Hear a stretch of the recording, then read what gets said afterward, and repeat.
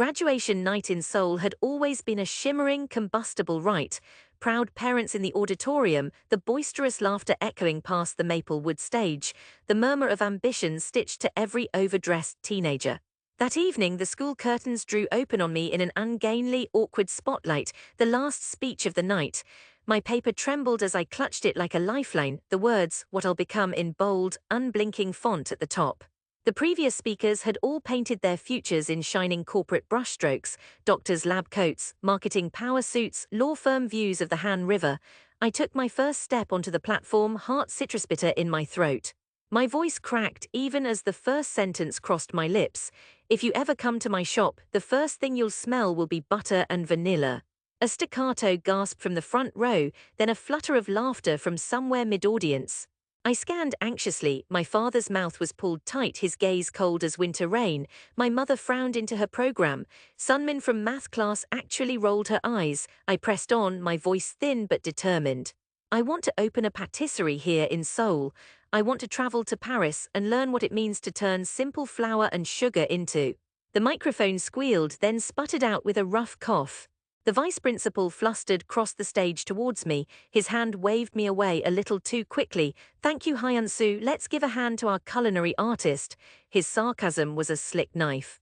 The applause was tepid, polite only out of habit. Backstage, the level of mockery ratcheted up. Sunmin cornered me near the cake, store-bought dry. "Maybe you should help them bake the cake next time, Hyun-soo," she sneered. "With all that French magic." My face burned. Father wouldn't meet my eye afterward in the car. The silence between us felt older than I was. That summer, my parents worked overtime wrangling my admissions paperwork to Yonsei University, business major, English minor, practical as stone. I went through the motions, interviews, essay rewrites, sleepless nights in the cram school annex. Yet every evening, when I finally crept down the hall to bed, I'd picture a tiny glowing storefront lit up long after dusk. I'd picture the palms of my hands dusted with flour, the crackle of a croissant's crust breaking under gentle fingers, the hush that falls over a table of friends before the first bite of cake. In those moments, I caught a glimpse of peace. Everywhere else, I lived in shadows. It all broke one humid August night. I came home from tutoring to find father waiting, arms folded, his voice a raw hush through clenched teeth. "Do you think this is a joke, Hyun-soo?" He slammed down my phone. On it, an email confirming my application to a pastry program in Paris. I had sent it in secret. Desperation had made me bold. Mother's eyes were red when she spoke. "What will you do, make bread on street corners? That's not a life." I tried to speak, but the words stuck in my gut. The air felt brittle and sharp. The living room shrank around me. Father's anger was volcanic that night. "You shame the family," he spat. "There is no dignity in failure." He slammed his glass on the table, then stormed away. I stood in the kitchen long after they left, hands curled at my waist, mourning. Grieving for the son they had wanted, for the calm family table I had shattered. A week later, I packed my things while they slept. One suitcase, my battered recipe notebook, my savings from years of after-school jobs. Before dawn, I slipped out into a city barely waking, my chest hollow but finally grotesquely free. Paris in autumn isn't magic, it's cold and overwhelming, and so painfully beautiful it aches to look at sometimes. The bakery where I landed my first internship was cramped and sweltering. The chef, a toweringly short Corsican named Monsieur Louis, with a temper that could curdle milk from across the room. "You know nothing about dough, garçon Corinne," he barked, slapping a soft mound with the back of his hand. "Again, croissant is not TV dinner. Show respect, show patience." Every day my wrists burned, my sleep grew thinner. I washed endless racks, weighed butter with hands so tired they trembled, memorized the difference between sucré glace and sucré en powder. I wept into my pillow after everyone else had gone home, sometimes for the family meal at my parents' table, sometimes out of sheer pain. But each dawn I returned to the bench. I learned to sense the dough's perfect tension, to judge the snap of praline with the tip of a spoon.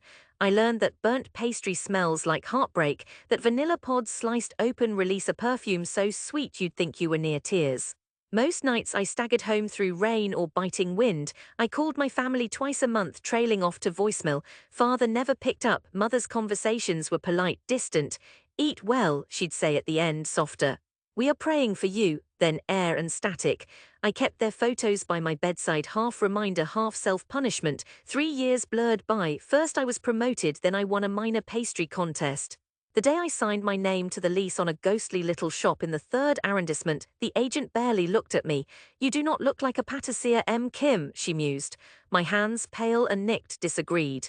The French neighbors were skeptical at first, but the city is ultimately a place of hunger, and hunger will always bend to good bread.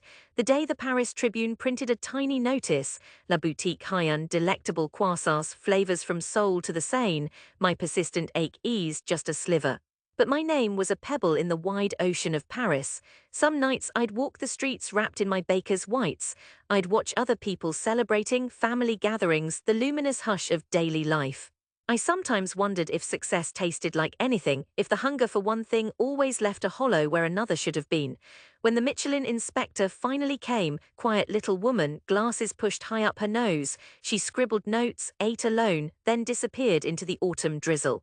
I returned to my workbench knowing not to hope, but a month later a courier delivered an envelope heavy as regret.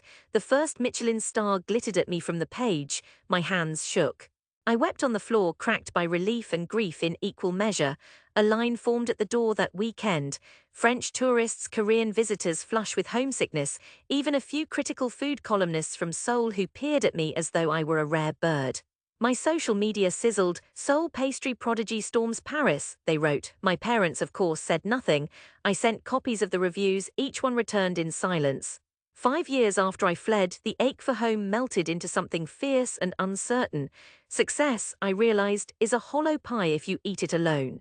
I returned to Seoul in the stifling flush of summer, 5 years older, worn around the edges by oven heat and frozen midnight walks.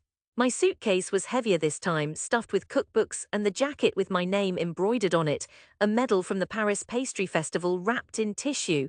I rehearsed how I'd say hello to my parents, how I'd face my childhood street in the boiling hush of expectation. The streets near home had warped just a little, new coffee shops, brighter neon. Our apartment block was faded, its bricks veined with old rains. Mother opened the door. For a moment she stared, her mouth working silently. She reached for my face with trembling hands. "Hyun-soo-ah," she whispered, her voice full of so many unshed apologies and careful pride that I almost could not look at her. Father was slower to greet me, his movements stiff. He sat at the table with old newspapers, almost unwilling to look up. I bowed low, then stood waiting, the air full of fragile possibility. "We saw some things," he muttered, not quite facing me. "The internet." "Your name," he said it as if still tasting an unfamiliar spice. Mother made coffee, we drank in an uncertain hush. I tried to show them the medal, father nodded without smiling. Later that week, Mother insisted on hosting one of her big family dinners. Relatives trickled in, bringing side dishes and loud gossip. Word had spread. Uncle June, who'd scoffed at every dream I'd ever had, now hovered near the living room, mug in hand. "A bakery in France, really," he chuckled toward father. "All that time in school and now he's a chef." He pronounced it like a joke. "We saw an article in the paper," Aunt Hannah chimed, eyes flicking to me, unsure whether to be impressed or embarrassed. Sunmin, yes, Sunmin of all people, showed up with her husband and little girl. She surveyed me with the same look of faint amusement, lips curled. "I hope you brought us some of these famous French pastries, Hyun-soo," she laughed. I smiled, thin-lipped. "Actually, I did." From my suitcase, I revealed what I'd brought, 2 perfect boxes swaddled in tissue. I opened the first, dozens of cannelés, their crusts lacquered to caramel brown, aromatic and humming with rum and vanilla. In the second, a dozen yuzu and matcha millefeuille, emerald cream between layers so thin the edges gleamed. Everyone jostled to take photos, skeptical but curious. Sunmin took a bite, then stopped, her eyes wide. Uncle June watched, half mocking, but one bite in and his face softened in mute surprise. Even my cousin Minji, whose palate was legendarily bland, took a second serving before anyone else. The room went quiet for a moment that felt like a held breath. Father held one of the millefeuille unsteady. He bit down, the knife-edge crunch breaking the hush. He paused, lips pressed together. I saw something loosen in his face, something crumpling and humbled. I sat in that quiet at the table, flanked by people who had dismissed me, laughed at my passion, rolled their eyes as I spoke about butter and sugar and hope. It was not revenge, though part of me had hungrily anticipated victory. It was something softer. It was relief and release wound together, a letting go of old pain, of childhood's burdens. "It seems our Hyun-soo's not just a cook," Aunt Hannah said, a shy note in her words. "This is really something." Around the table, heads nodded. Father cleared his throat, folded the paper napkin with deliberate care. Your mother and I, we worried. He stared at his hands, jaw working. But what you've made. He stopped, unready to name pride, but his voice was closer to it than ever before. At that moment there was nothing else to say. That summer moved slow, thick with heat and memories. Word spread in the neighborhood. Someone sent a message to the local paper. By the time I'd been home a month, I had received 10 interview requests, countless messages from old classmates who suddenly remembered my name. Seoul was not Paris but awakening before dawn, filling my parents' small kitchen with the scent of proofing dough, watching my mother pause at the doorway in awe. I felt a peace I had never tasted.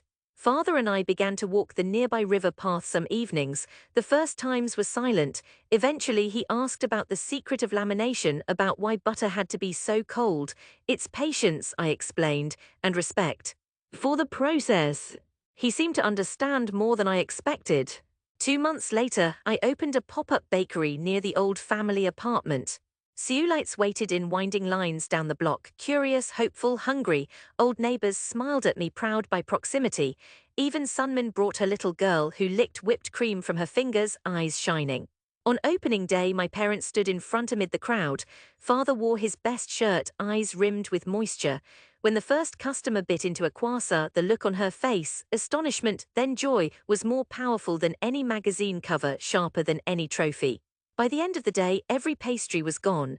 My apron was dusted in flour and almond, my hair damp with effort and summer heat. But when I looked around, at father laughing with an old neighbor, at mother refilling trays, at the crowd holding each sweet thing as if it was sacred, I saw something I had never believed would be mine. Not just approval, not just pride, but the feeling I'd always chased, acceptance from the people I'd grieved all those lost years. Success, I learned, was not the start of belonging, it was only the door. The rest came from seeing them eat, watching them smile, feeling their forgiveness in every simple, perfect bite. I came home at last, filled with clarity where once there'd only been sorrow. The boy mocked on a graduation stage was gone, his empty hunger dissolved into the warm, crackling air of a kitchen filled with laughter.